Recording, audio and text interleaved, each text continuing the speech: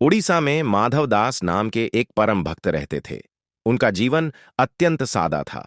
वह केवल भगवान जगन्नाथ के भजन गाते थे, ध्यान करते थे और हर दिन पुरी मंदिर में दर्शन के लिए जाया करते थे। उन्हें संसार की किसी वस्तु से कोई मोह नहीं था। वह बस अपनी भक्ति में ही मग्न रहते थे। माधवदास जी का एक नियम था। वह किसी भी स्थिति में अपने नित्य नियम नहीं तोड़ते थे। उनका मानना था कि उनके प्रभु जगन्नाथ स्वयं उनकी देखभाल करेंगे और उन्हें किसी मानव की सहायता की आवश्यकता नहीं है। एक बार माधवदास जी बहुत गंभीर रूप से बीमार पड़ गए। उनकी बीमारी इतनी बढ़ गई कि वह अपने बिस्तर से उठ भी नहीं सकते थे। वह अकेले रहते थे और उनकी देखभाल करने वाला कोई नहीं था। उनकी दशा बहुत दयनीय हो गई। बीमारी के कारण वह अब मंदिर जाकर भगवान के दर्शन भी नहीं कर पाते थे। एक दिन उनकी तबीयत बहुत बिगड़ गई और वह बिस्तर पर ही मल मूत्र त्याग देते थे। उनके पास इतनी शक्ति नहीं बची थी कि वह खुद को साफ कर सकें। माधवदास जी दर्द में थे, पर उन्होंने शिकायत नहीं की। वह बस अपने मन में लगातार भगवान का नाम जपते रहे। उन्हें विश्वास था कि उनके प्रभु जानते हैं कि वह किस पीड़ा से गुजर रहे हैं। एक रात जब माधवदास जी दर्द से कराह रहे थे, तभी उनके झोपड़े में एक सुंदर और शांत आकृति प्रवेश करती है।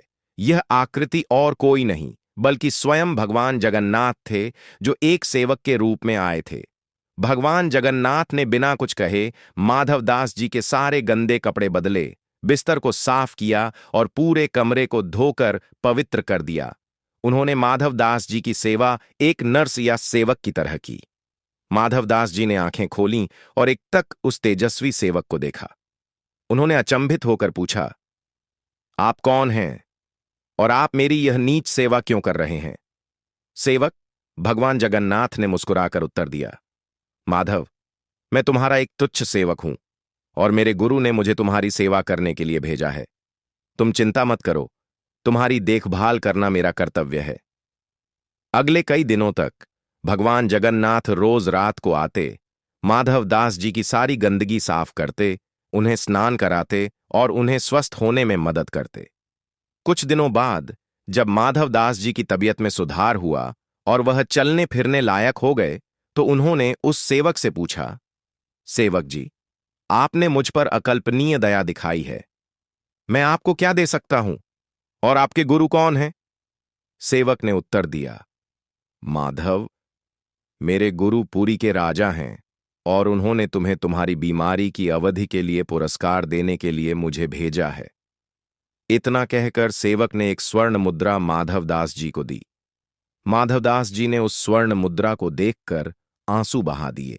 उन्होंने कहा, हे प्रभु, आपने मेरी सेवा की, यह मेरा सबसे बड़ा सौभाग्य है, पर आपने पुरस्कार क्यों दिया?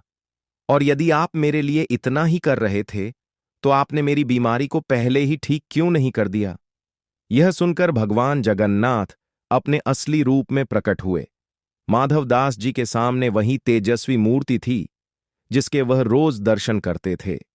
भगवान ने प्रेम से कहा, माधव, मैं तुम्हारी अटूट भक्ति से बहुत प्रसन्न हूं।